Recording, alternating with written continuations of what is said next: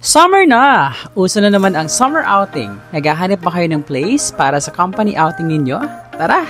Samahan ninyo kami sa aming company outing dito sa Morong, Bataan.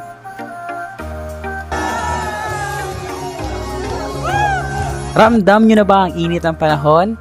Halika beshi, samahan nyo muna kayong magtampisaw. 3 to 4 hours sa biyahe ay mararating na natin ang Bataan. At dito kami sa Puesta del Sol Villas, magstay ngayong araw na ito. Quick room tour muna tayo bago ikutin ang kanilang amenities.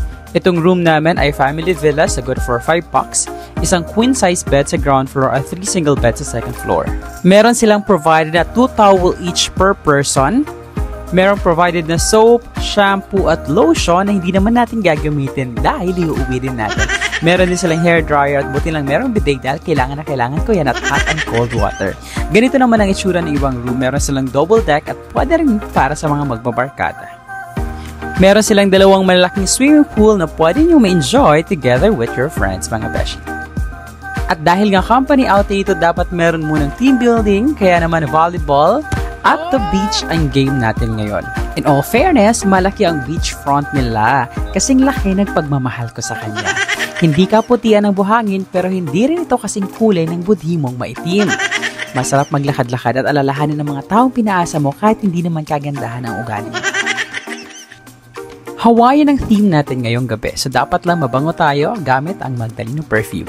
Long-lasting ito at talaga namang kumakapit ang sanda to sa balat mo. Parang kabit mo.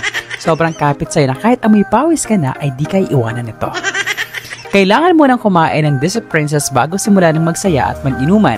Kalimutan mo na ang problema at maging masaya muna ngayong gabi na.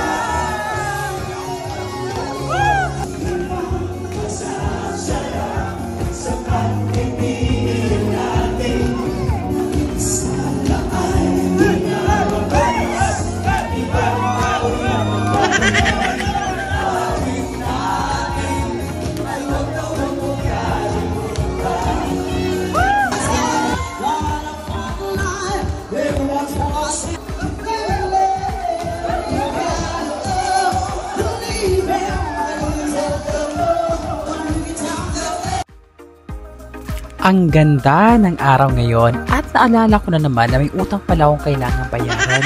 Nako, eto na naman tayo alipin ng salapi.